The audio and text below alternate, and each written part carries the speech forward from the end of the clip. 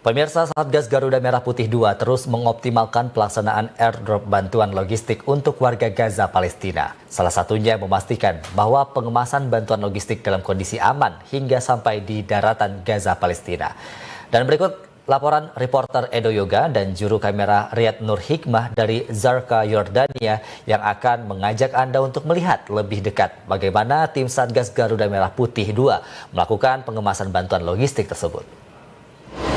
Pemirsa, misi bantuan kemanusiaan luar negeri yang diemban oleh tim Satgas Garuda Merah Putih terus berlanjut.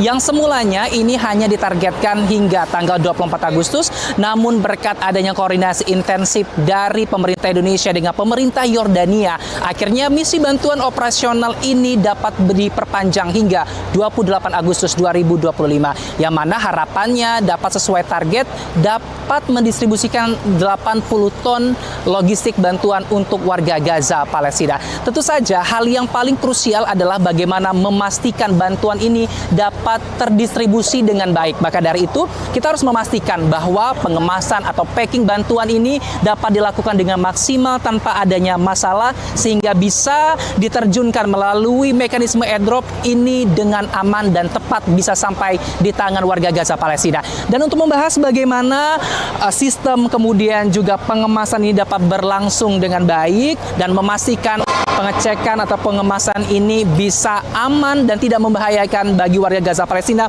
kita akan coba berbincang bersama dengan Komandan Tim Rigger dari Komandan Batalion 5. Sudah ada Pak. Halo Pak Supriyanto. Siap. Bagaimana kabarnya Pak? Alhamdulillah, saya tetap semangat. Pak Supriyanto, ini yang menjadi pertanyaan publik dan juga mungkin harus dijawab oleh Pak Supriyanto yang memang ini ahli dalam pengemasan bantuan. Mungkin boleh dijelaskan Pak, ini seberapa aman dan bagaimana sistem pengemasan bantuan ini dengan sistem airdrop ini tidak membahayakan untuk warga Gaza, Palestina yang berada di bawahnya Pak? Oke, ini namanya LCLA, Low Cost Altitude. Beban berat di kisaran 150 sampai 165-an sesuai dengan daya tampung atau daya kemampuan parasut. Ini parasut orang. Ini yang kita gunakan parasut yang sudah habis masa pakai. Karena ini ada kemampuan tahunnya yaitu sekitar 10 tahun. Ketika sudah lewat dari 10 tahun tidak direkomendasi untuk diterjunkan oleh orang sehingga harus atau bisa digunakan untuk terjun barang. Nah, ini mampu menopang beban ini, beban kotornya sekitar 160-an ya. Nah, ini ada beberapa alat yang sebagai perakit. Ini sini ada, kita lihat ya. Ini ada plywood. Nah, plywood ini bisa ketebalan 24 mili, bisa juga menggunakan juga 18 mili. Kalau kita pakai CDS itu bisa pakai yang tebal, kalau yang LCLA bisa 18, tapi kadang juga tergantung stok ya yang ada ya.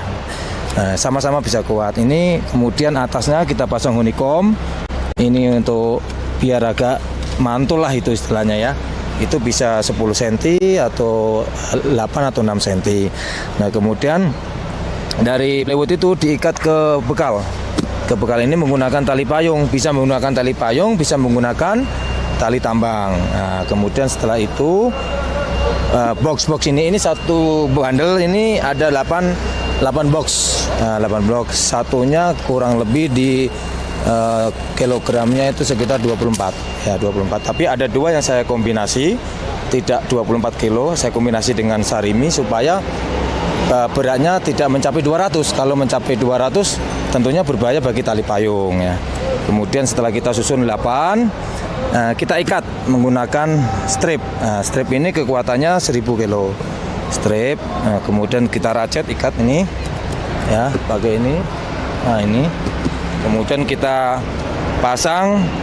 Ini namanya small clevis. Ya, kebetulan kemarin kita nyarinya agak kecil, nggak ada. Kita dapatnya yang kemampuan 2 ton ini. Tapi tadi kita nyari di Jordan, sini ada yang 1 ton, jadi lebih kecil tapi kuat. Ini ada 2 pasang sini, kemudian dikaitkan dengan harnessnya payung. Ya.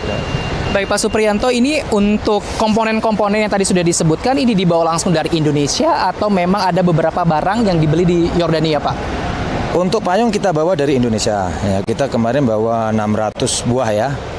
Kalau tahun lalu kita bawa 800 100, 900 ya. Tahun ini kita bawa 600 dengan harapan mampu mencapai 80 ton sesuai ulang tahun HUT RI ke-80. Itu mampu sampai sana. Nah, untuk yang perlengkapan ini kita kekurangannya kemarin ada nyari di Jordania. Oke, baik Pak. Sebagai komandan tim begitu ada berapa banyak pasukan yang akan melakukan pengepakan dan boleh dikasih tahu nggak Pak sehari begitu ada berapa banyak paket yang berhasil dikemas oleh tim Rigger Pak?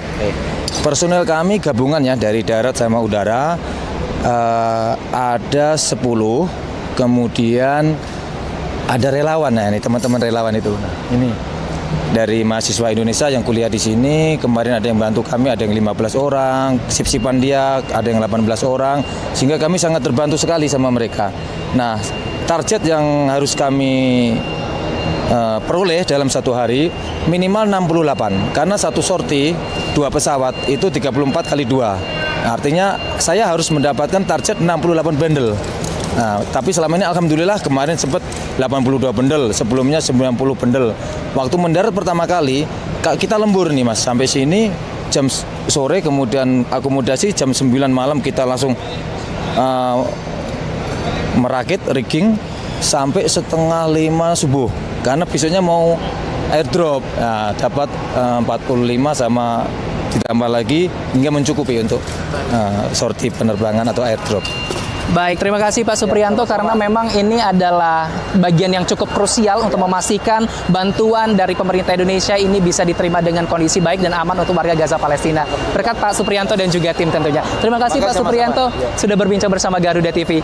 Ya pemirsa, sudah dipastikan tadi penjelasan dari Pak Supriyanto sebagai komandan Rigger atau bisa kita sebutkan dialah pemimpin ataupun ketua yang terus berkoordinasi dengan para relawan dan juga para pasukan tim lainnya untuk melakukan pengemasan ini agar tetap baik dalam kondisi yang baik ketika diterima oleh warga Gaza Palestina. Demikian laporan dari Yordania, Edo Yoga, Riyad Rikbah, Garuda TV melaporkan.